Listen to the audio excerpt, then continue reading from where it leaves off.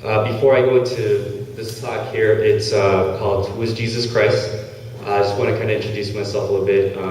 I've been part of the Signals for Christ community for quite some time, to quote Emma, but roughly 6 years or so. For some people here, they may be coming from Youth for Christ, or even as far back as KFC, but I actually came from the street. So, yeah. I'm not urban though, but you know what I mean though. But I came from the street. I was invited by one of the brothers in this room tonight, Marco, who's in the back with the red cap. He actually invited me, and I've been here ever since. So it's been a great journey so far, and hopefully tonight with this talk that I'm about to share, you'll get something from it. So who is Jesus Christ? We know Jesus Christ as a man or a presence of different names, such as Messiah, the Chosen One. I think also Emmanuel. Is that correct? Is that right?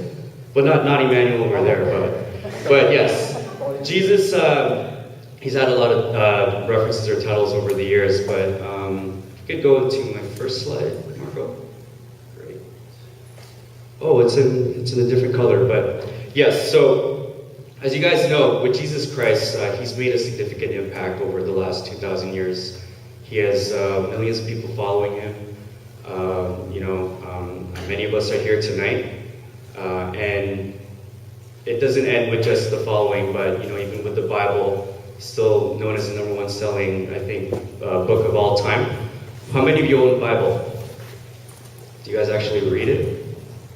All right, that's great. Well, if you do or you don't, that's solely your prerogative, right? And besides the Bible, the ways that we know about Jesus are through the media, through TV shows. When you watch Seventh Heaven, Jessica Biel. Okay, Jessica Biel. Come on, guys. How about who remembers Joan of Arcadia? Okay, I think it was mostly girls that watched that show, right? But what about Touched by an Angel? Yes. Oh yeah, did you watch Touched by an Angel? All right, he's admitting it. It's a good show. It's a very good show. Probably could catch it on CTS. Is that Channel 9, I guess? Yes. Yes. So, and of course, there's other books out there as well as who's seen Mel Gibson's The Passion of the Christ? Okay, great. I think most of us have seen it, and believe it or not, that movie's already 8 years old. So, yes, 2004. Now, the thing is with Jesus Christ, how many of you know what was his main purpose for on this earth? Like, what was he known for? Like, was he just there to, spread the word? Like, anyone have an idea? Okay, so basically with Jesus Christ, I would say he was victorious for our salvation.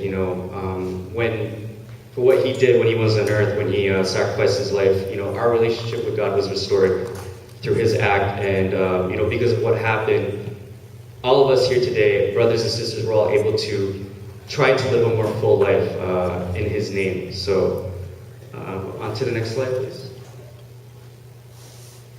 So, the life of Jesus.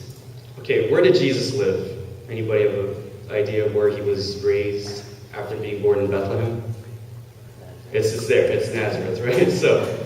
So yes, everyone knows that his father on earth was Saint Joseph, and he also took some carpentry from his father on earth. But as well, he at 30 became a preacher for 3 years prior to being sentenced to death. So the thing is with Jesus also, he's been referred to in a lot of ways, Most High, but there's also been a lot of people who've attacked him as well. But the reality is, brothers and sisters, that he is one of a kind. The fact is, his coming was pre-announced even going back to the Old Testament. There's many passages there where David said something about the Messiah is coming, right? And how many of you guys know that we're living in AC in terms of, like time, like 2012 AD and then going back into BC? It's because of Jesus. He split time in half. So how many of you guys know what BC means? Before Christ, right? Does anyone know I think it's Latin for AD? Does anyone have an idea? Anno Domini. Okay, thank you very much. That's correct. So, now the thing is with Jesus Christ, unlike many of us, he was sent to earth and his mission was to die. Does everyone realize that he was sent here to live and then to die? Like, he died at around 33 years old, right? And the main thing is his death was his goal and fulfillment. It was the goal and fulfillment of his Father up high, right? So that's another thing that we should definitely remind ourselves about. So if you go to the next slide, please. Right, so the thing is with Jesus, when I was preparing for this talk, I kind of said to myself, like, okay, so he was human, but he was also heavenly, right? So there's another way of saying it. He was fully human and fully divine, right? So I like to say that, he was the best of both worlds, right? So in human form, he showed compassion, he showed concern for others, and he put himself out there. If you guys can recall many passages in the Bible where he even, interacted with people that the status quo wouldn't even think of talking to. He talked to prostitutes, he talked to like tax collectors, right? These are people that the general public didn't want to interact with or deal with, right? So basically he was a human who took chances, right? And the thing is, in terms of being heavenly or divine, he performed many miracles. He cured the sick.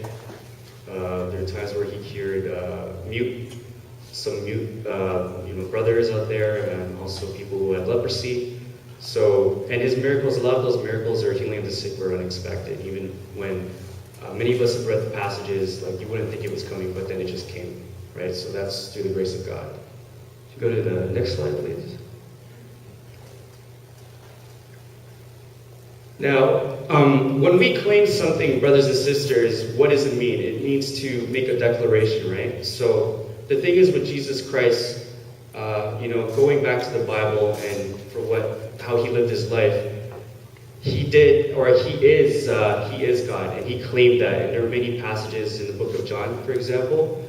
I don't know if you guys want to note that down, where he pretty much said that he was the Son of God. So coming from any human at the time, if I was, let's say, a shepherd and I heard that, I would probably be like, what is that? What is this guy saying, right? So, for him to say that at the time was unheard of, and of course, because he was the chosen one.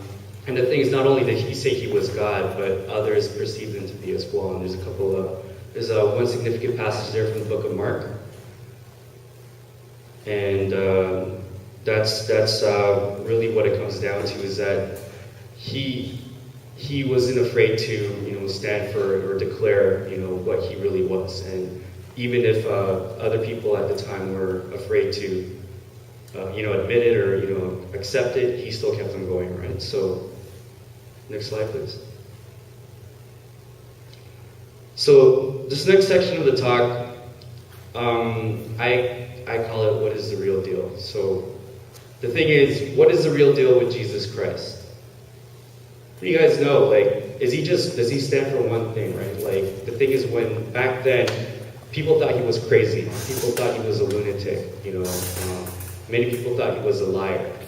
So if you could imagine Jesus Christ today, the new millennium, however you want to call it, how would we see him, right? The thing is, for many of us, whether we learned about him through school or through Bible study, we've come to know him for many things, but there is a lot of valid points that support the stance that he was truthful in what he did, right? For example, his words and his works, for example, were valid by showing concern for others. He sacrificed his own life for his cause. He wasn't crazy. It said he was poised and calm whenever he spoke to people, whether it be at the temple, with the apostles, or even when he was sentenced to death, like, he showed so much composure. And I mean, you guys have seen Passion of the Christ, right? I mean, obviously, he was in pain, but he wasn't like at a point where like I'm losing my mind. But at the time, he was still struggling. So that shows that he was human at the same time. And he said a lot of I am statements, throughout the course of the Bible, like I am the Son of God, and that's really important. So that's throughout, in the New Testament as well. A lot of his peers at the time, and even God even confirmed that his claim as the chosen one or God. So next slide, please. So have you guys ever asked yourself, why did Jesus die for you?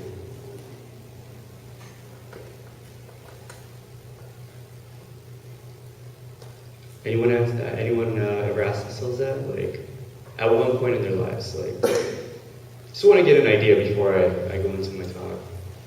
Nope, nobody's questioned it? Really? It's a deep question, right? I mean, we can speak from a general like response, but for me in this talk today, I was thinking about it really hard and for a long time the last couple of days. And you know, when it's with Jesus Christ, you know, with everything else, I don't want to just, you know, sugarcoat it, right? So, you know, besides from, you know, he died for, you know, saving us from, you know, our sins and to bring us freedom and salvation, you know, I feel like the reason why he died for me, and I guess as well for the rest of you guys, you know, brothers and sisters here tonight, is that it was a shown true testament of his love for his Father, right? And I think that's really important nowadays because, you know, you hear a lot of people, you know, in the news that die for certain causes, but the fact is, I feel that he died for me because, you know, he died for people that weren't even alive yet. He died for people that were, you know, years ahead of his time, right? So, and that just takes a lot of, you know, it takes a lot out of, I guess, for me to kind of admit that, but at the same time, that's what it is for me. So, next slide, please. Right, so, who is Jesus to me? So, the thing is with Jesus, he has meant a lot of things for me in the past few years, right? So, if many of you guys know me, I'm very family-oriented. Whether they're here, they're back in the Philippines, or in the States. Actually, I just recently came back from like a long weekend in Chicago. Like, Chicago's my second home. I've been going there, I think, roughly over the past 20 years, almost every other year. So, my uncle, who's also the older brother of my mom, moved there from here actually back in the 80s. He was able to get married, have 3 boys, and, you know, establish himself. So, you know, it's great. You know, family's doing well there. He's very successful. And the thing is with Jesus, his presence was really important at a very hard time in our lives. So,